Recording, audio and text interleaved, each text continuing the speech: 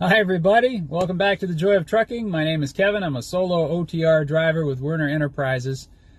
Just completed a year. I'm going to tell you the top 10 things I've learned as a solo OTR driver. So hit that subscribe button, sit back, and I'll tell you all the story. So I started with Werner March 11th, 2021. Got my first truck with them after training and everything April 7th. A couple of weeks ago, I called to check in with the payroll department. They said my anniversary date is now April 9th. I don't know. It's a administrative thing, I guess. The reason I was checking was because after a year on your anniversary date, you're due for like an annual bonus kind of thing, which is pretty much equal to an average week's pay. So today is the day. Big celebration. But I wanted to tell you the 10 things that I learned. The top 10 things I learned driving OTR for a year. Number one, way up there at the top, communicate with your manager. Communicate with the company. You got the ELD, you can send messages. You got his email address. You can remind him of things that, should be on your paycheck or things that he forgot. You want to call and tell him, I'm going to make it to the delivery on time. I hope I have my next load by the time I get there. You want to call and say, I'm having a problem with the truck. All that stuff. Communication is really important, and it keeps you in the forefront of his mind. If he doesn't hear from you for a week, he's not, you're kind of in the back corner somewhere, hiding in the dark. You want to build that relationship with the fleet manager, and you want to let him know what you like and what you don't like, and he can give you loads that kind of suit you better. Communicate with your manager. Do that. It's hard for me. I'm kind of a introvert, reclusive type person there. I don't socialize very much, but I have to remind myself, get on the phone, call, talk, stay in touch. Number two, your safety is number one, okay? Don't let anybody tell you you have to drive, when you're tired. Don't drive if you think the road's unsafe. You get that little goosebumps on your arm or the back of your neck, the hair starts standing up. Listen to those feelings, like what you're capable of. And you may see other drivers, doing 90 miles an hour in a snowstorm and blasting down the highway. If you don't think it's safe, don't do it. That's it. That's all I can say. Check the weather where you're going. Check it often. Look at the route. Plan your route. Check your truck. Safety all the time should be on your mind. It's got to be something you're conscious of all the time. Keep an eye on your speed. Rolling down a hill, it can suddenly get away from you if you got a heavy load. Stay alert. All right. Number three, your physical well-being is very important. When I've worked at jobs, when I've traveled to work, or when I've been at a job where I'm home every night, it's always important that I have a normal diet. I eat regular. I exercise a lot. I get enough rest and all that. Living in a truck, moving all the time, sometimes that stuff can get sidelined a bit. You got to get enough to eat. You got to eat the right foods. Don't be hogging all that junk you see at the truck stops or the fast food places. Hydrate. Remind yourself to drink. Set yourself a quota. Like I got this big gulp cup or whatever. I got to drink 2 of those a day. If I don't, I got to make up for it. I got to guzzle a whole bunch later. If you realize you've gone 4 hours without stopping for a bathroom break, that's not right. You got to be hydrating yourself. You'll notice if you're not hydrating, your mind starts drifting. You feel tired. You don't concentrate as well. Your throat's dry all the time, and you can get sick too. Like if you don't get enough to drink, you catch illnesses faster. So eat, hydrate, get enough rest. Don't sit up, playing video games all night when you gotta be on the road at 5 o'clock the next morning or something like that. And get some exercise. Get out of the truck and walk around. Don't just sit there for 11 hours a day, staring out the windshield. When you stop for a break, take a walk around the parking lot. When you're done for the night, take a big walk. If you're shut down for a recap or a reset, or if you're on your recaps, you're done early enough every night, take advantage of that time, look after yourself. You only got one body, you better make it last, right? So number 4, thing I've learned about traffic, you get into cities, you get into situations, there's construction, this and that. You got to keep an eye on it. You got to be careful going through these situations. But the thing I've noticed is not rush hour Monday morning so much, or rush hour Friday night when everybody's trying to get home for the weekend. The worst traffic I see is Sunday afternoon, when all the people are trying to get back home from their weekend excursions and they know they got to get to work Monday morning, and they're not necessarily in that mindset where they're like, you know, I've got to get to work and I've got things to do and this and that. They're more like, I spent the weekend goofing off and having fun and everything, and they're not as alert, they're not as tuned in and being careful. People start doing stupid things, you know, and trying to rush when they should be patient. To me, Sunday afternoon is the worst time to be driving. There's more cars on the road than normal, and people aren't being as careful. So watch out for those Sunday afternoon drivers. Number 5, the terminals are nice places to visit, but be careful. Don't just pull in there because it's a good place to spend the night, because they like to take your trailers. You got the service department, you got the laundry that's real cheap, you got, you know, a safe place to stay for the night, there's free showers, all kinds of good stuff, right? But if you pull in there with a trailer, whether it's loaded or empty, the first thing they do is tell you to go park it over there, and you're going to bobtail and park over here. And the next day you go to get that trailer and it's not yours anymore. If it's empty, they might have assigned it to somebody else. If it's full, they might have suddenly split the load. There's all kinds of things can go wrong. So if you don't really have to stay at a terminal, you're better off going to a truck stop in most cases. You know, as much as I like the terminals, I'll only go there if I'm bobtailed, or if I know I'm not going to lose the load, or, you know, if I'm going for a reset and I don't care, they can find me a trailer. But sometimes there's no trailers at the terminals either, and you wind up going out of your way to go get an empty someplace. So be careful going into the terminals. It's not always as fun. Number 6, practice your backing. Even after a year, I still screw up every now and then. When I got out of school, we just done the basic maneuvers enough to get our CDL, and then in orientation they showed us how to do a 45 and how to do a 90, and away you go.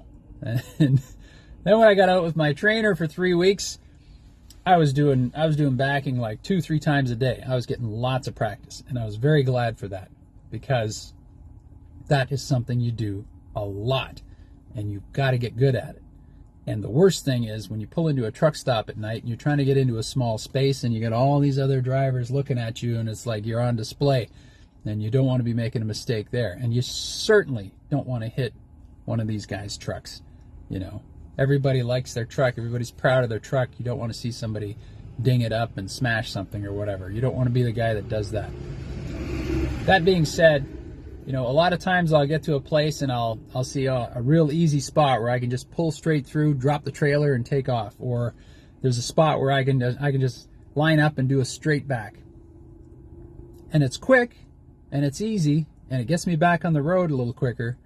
But the truth is, if I'd taken an extra minute and done a 45, or if I come to a place where there's lots of room and there's no hurry and there's nothing around, I want to practice a 90, I should take those opportunities. Because in the crunch, you know, like I say, some night you'll come into a truck stop, there's no choice but to do a 90, and there's traffic, and there's very little room, and it's dark, and there's, you know, you're not sure of yourself, and you have to get out and look and get out and look and get out and look. You could have practiced that move when you had no pressure under you and no stress. And that's the thing. You should take the opportunity and practice those backing maneuvers, because you really do need to get good at that. That is one skill that's super important. Number 7, your daily inspection on your truck. I get up in the morning, I throw on my clothes, and the first thing I do is get out and do the inspection on the truck before I start it. Because if I have to check the oil or fluids or anything, I don't want to be touching something that's hot, right? And I don't want to take the chance that something's drained overnight and I start the truck and I blow it up or something like that. So I do that every morning, first thing. Now, whatever your practice, however you want to do it, I have to say the daily inspection is very important.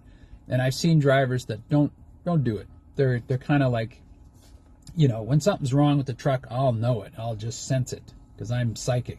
Or I'll leave it until the regular maintenance. Those guys can check the oil and see if everything's working. No, you know, first of all, things change. You know, you're driving 600 miles. You could leak out some fluid in that time. You could get a flat tire in that time. You could burn out a light bulb in that time. And you need to check every day. Sometimes you need to check several times a day. Conditions change. You know, something could be leaking out slowly and you don't notice it for a couple of days. You get up in the morning, look under the truck, and there's a puddle. Holy smokes, what's been going on here? You might have run over a nail yesterday and parked the truck. The next morning, that tire is completely flat. So get out there and check that stuff, because it's your safety that's on the line. And suppose you head on down the road and there's a light burnt out somewhere, or something wrong with your truck, and you wind up getting pulled over for an inspection. You get a ticket. Do that daily inspection. Only takes 15 minutes. You could be saving a life, maybe yours. All right, number 8. The thing I learned driving for Werner is they use this zip code to zip code for their mileage. The HHG, Household Movers Guide or whatever, seems to be an industry standard that a lot of trucking companies use. So they'll use that to estimate, you know, write their estimates for what it costs to move a load, the distance, and they use that as well for paying the drivers. And a lot of companies do it that way. But I've added up my miles, you know, over the course of a year. And even, you know, deducting for bobtailing, you know, for deadheading to home time and stuff like that, I still figure the miles I've driven on the odometer compared to the miles that I've been paid for, there's still a difference of about 10%. That means 10% of the time I'm driving this truck for free. And you know, that's okay for some people. To me, it's just one of my peeves, you know. It's just one of those things that kind of irks me every time I think about it, because I compare the job to, you know, if I was driving, or let's say I was punching a time clock or working in an office or something like that, and my boss came to me and said, "All right, you put in your 40 hours, good job, you know, you're going to get paid for this week, everything's fine. I want you to work another 4 hours though, and I'm not going to pay you for that."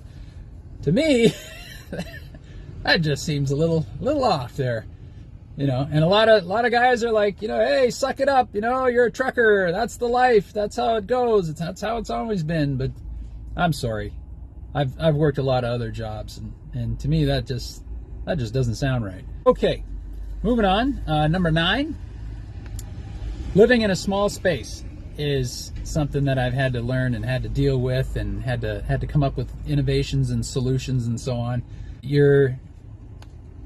You've got a limited amount of storage. You've got a bunk. You got 2 bunks. That's great. But you gotta really think about what you're bringing along and where you're going to put it all. How much food you want to carry, how much clothing you want to carry, how much emergency stuff, how much tools, and so on. So it takes a lot of planning. Everybody's different. Everybody has their own priorities. You know, I don't like eating a lot of the food that you see out on the road. So I pick up a lot of vegetables. So I need a cooler to put that stuff in. It'd be nice if I had a fridge. I don't eat a lot of meat. I don't eat a lot of bread, and I don't drink sodas and stuff like that. So, you know, I'm going to drink water. My cooler's going to have vegetables and some jars and cans and stuff like that. And I'm gonna have to store fruit and vegetables and stuff like that somewhere in the truck. I found that I've brought too much clothing most of the time, but I like to be prepared, you know, for the worst. Then when the wife comes along, she's got all her stuff too, so that's a lot more space taken up. The other thing about it is you don't have any running water. You don't have a bathroom, you don't have a shower, you don't have a sink. So maybe you want to cook in the truck. That's possible. How are you going to clean the dishes? We got these squirt bottles, so one's full of soapy water and one's full of just clean water. So you spray it on, wipe it real good with paper towels. So you're throwing away a lot of paper towels, and then you got the rinse with the other spray bottle. You dry it off with a dish towel. You might even use that spray bottle to wash your face or wash your hands with the soapy thing. You've got the hand sanitizer, so you make sure, you know, your hands are clean and sanitized as well. So there's stuff you had to learn to deal with those problems. The truck stops and terminals are really nice for the showers and for topping up your water bottles and, you know, stuff like that. And the laundry. yeah, the terminals, the laundry's cheap, like $1 or 75 cents for washing and drying. The truck stops, it's a little more, but it's still better than a lot of laundromats I've seen where it's several dollars to do one wash or one dry. Yeah, so living in a small space without running water. That's number 9. Number 10, I guess, is stay connected to your friends, your family, to people, because you don't have much of a social life while you're out here on the road. It's really nice to have the wife come along with me, even though that presents other problems, you know, living in the small space together and putting up with each other and so on. But it's better than being alone for 2 or 3 weeks at a time. But even then, get on the phone. Call her up several times a day, you know, talk about things, talk about what's going on at home and what you're doing and stuff. Reach out to family and other places and friends and so on, you know, like you've got time to do things like that. Get yourself a headset or something so you're not, you know, playing with your phone and stuff like that while you're driving. But yeah, stay connected, stay a part of things, and don't forget to enjoy yourself. Okay, when you're on the road, top 10 things, that's my list. I hope you got something from this. I hope I get a thumbs up. I live for the thumbs up. Put your comments down below. Let me know what you think, and hit that subscribe button. I'll see you all down the road. Bye for now.